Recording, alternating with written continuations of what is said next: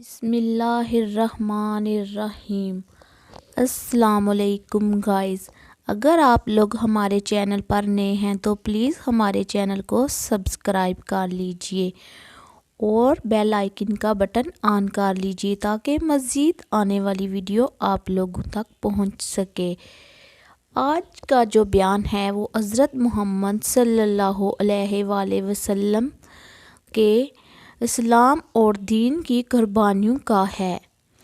حضرت عثمان رضی اللہ تعالیٰ عنہ فرماتے ہیں، ابو جہل نے ایک دم آگے بڑھ کر آپ صلی اللہ علیہ وآلہ وسلم کے کپڑے پکڑنے کی کوشش کی۔ میں نے آگے بڑھ کر ایک گھونسا اس کے سینے پر مارا، اس سے وہ زمین پر گر پڑا۔ دوسری طرف سے ابو بکر صدیق نے امیہ بن خلف کو دھکیلا۔ تیسری طرف خود حضور نبی کریم نے عتبہ بن ابی معیط کو دھکیلا اور یہ لوگ آپ کے پاس سے ہٹ گئے۔ اس وقت آپ نے ارشاد فرمایا، اللہ کی قسم تم لوگ اس وقت تک نہیں مرو گے جب تک اللہ کی طرف سے اس کی سزا نہیں بھگت لو گے۔ حضرت عثمان فرماتے ہیں، یہ الفاظ سن کر ان تینوں میں سے ایک بھی ایسا نہیں تھا جو خوف کی وجہ سے کانپنے نہ لگا ہو۔ پھر آپ نے ارشاد فرمایا، تم لوگ اپنے نبی کے لیے بہت برے ثابت ہوئے۔ یہ فرمانے کے بعد آپ اپنے گھر کی طرف لوٹ گئے، ہم آپ کے پیچھے پیچھے چلے۔ جب آپ اپنے دروازے پر پہنچے تو اچانک ہماری طرف مڑے اور فرمایا، تم لوگ غم نہ کرو، اللہ تعالیٰ خود اپنے دین کو پھیلانے والا، اپنے کلمے کو پورا کرنے والا اور اپنے نبی کی مدد کرنے والا ہے۔ ان لوگوں کو اللہ بہت جلد تمہارے ہاتھوں ذبح کروائے گا۔ اس کے بعد ہم بھی اپنے اپنے گھروں کو چلے گئے اور پھر اللہ کی قسم غزوہ بدر کے دن اللہ تعالیٰ نے ان لوگوں کو ہمارے ہاتھوں ذبح کرایا۔ ایک روز ایسا ہوا کہ آپ خانہ کعبہ کا طواف کر رہے تھے، ایسے میں عقبہ بن ابی معیط وہاں آ گیا۔ اس نے اپنی چادر اتار کر آپ کی گردن میں ڈالی اور اس کو بل دینے لگا، اس طرح آپ کا گلا گھٹنے لگا۔ ابو بکر صدیق دوڑ کر آئے اور اس سے کندھوں سے پکڑ کر دھکیلا، ساتھ ہی انہوں نے فرمایا، کیا تم اس شخص کو قتل کرنا چاہتے ہو جو یہ کہتا ہے کہ میرا رب اللہ ہے اور جو تمہارے رب کی طرف سے کھلی نشانیاں لے کر آیا ہے؟ ایک حدیث کے مطابق حضرت عروہ ابن زبیر سے روایت ہے کہ میں نے ایک مرتبہ حضرت عمرو بن عاص سے پوچھا، مجھے بتائیے مشرکین کی طرف سے حضور نبی کریم صلی اللہ علیہ وآلہ وسلم کے ساتھ سب سے زیادہ بدترین اور سخت ترین سلوک کس نے کیا تھا؟ جواب میں حضرت عمرو بن عاص نے فرمایا، ایک مرتبہ حضور نبی کریم صلی اللہ علیہ وآلہ وسلم کعبہ میں نماز ادا فرما رہے تھے کہ عقبہ بن ابی معیط آیا۔ اس نے آپ کی گردن میں کپڑا ڈال کر اس سے پوری قوت سے آپ کا گلا گوندا۔ اس وقت حضرت ابو بکر صدیق نے اسے دھکیل کر ہٹایا۔ یہ قول حضرت عمرو بن عاص کا ہے، انہوں نے یہی سب سے سخت برتاؤ دیکھا ہوگا، ورنہ صلی اللہ علیہ وآلہ وسلم کے ساتھ اس سے کہیں زیادہ سخت برتاؤ کیا گیا تھا۔ پھر جب مسلمانوں کی تعداد 38 ہو گئی تو حضرت ابو بکر صدیق نے آپ سے عرض کیا، اے اللہ کے رسول، مسجد الحرام میں تشریف لے چلیے تاکہ ہم وہاں نماز ادا کر سکیں۔ اس پر آپ صلی اللہ علیہ وآلہ وسلم نے ارشاد فرمایا، ابو بکر ابھی ہماری تعداد تھوڑی ہے۔ ابو بکر صدیق نے پھر اسی خواہش کا اظہار کیا۔ حضور نبی کریم صلی اللہ علیہ وآلہ وسلم اپنے تمام صحابہ کے ساتھ مسجد الحرام میں پہنچ گئے۔ حضرت ابو بکر صدیق نے کھڑے ہو کر خطبہ دیا، لوگوں کو کلمہ پڑھ لینے کی دعوت دی۔ اس طرح حضرت ابو بکر صدیق سب سے پہلے شخص ہیں جنہوں نے مجمع میں کھڑے ہو کر اس تبلیغ فرمائی۔ اس خطبے کے جواب میں مشرکین مکہ حضرت ابو بکر رضی اللہ اور دوسرے مسلمانوں پر ٹوٹ پڑے اور انہیں مارنے لگے۔ حضرت ابو بکر صدیق کو تو انہوں نے سب سے زیادہ مار پیٹ کی انتہا کر دی۔ عقبہ نے تو انہیں اپنے جوتوں سے مارا تھا، اس میں دوہرا تلا لگا ہوا تھا۔ اس نے حضرت ابو بکر صدیق کے چہرے پر ان جوتوں سے اتنی ضربیں لگائی کہ چہرہ لہو لہان ہو گیا۔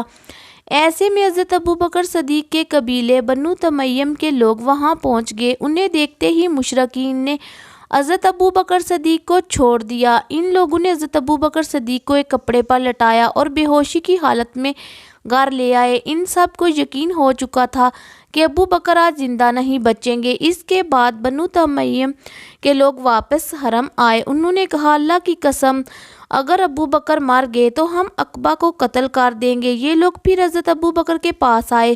انہوں نے اور حضرت ابو بکر کے والد نے ان سے بار بار بات کرنے کی کوشش کی لیکن آپ بالکل بھی بے ہوش تھے۔ آخر شام کے وقت کہیں جا کر آپ کو ہوش آیا اور بولنے کے کچھ قابل ہوئے۔ انہوں نے سب سے پہلے یہ پوچھا ان حضرت صلی اللہ علیہ وآلہ وسلم کا کیا حال ہے؟ گھر میں موجود افراد نے ان کی اس بات کا کوئی جواب نہ دیا۔ ادھر حضرت ابو بکر صدیق بار بار اپنا سوال دہرا رہے تھے۔ آخر ان کی والدہ نے کہا اللہ کی قسم تمہیں تمہارے دوست کے بارے میں کچھ معلوم نہیں۔ اللہ کی قسم ہمیں تمہارے دوست کے بارے میں کچھ معلوم نہیں۔ یہ سن کر حضرت ابو بکر صدیق نے فرمایا اچھا تو پھر جمیل بنت خطاب کے پاس جائیں، ان سے ان حضرت صلی اللہ علیہ وآلہ وسلم کا حال دریافت کر کے مجھے بتائیں۔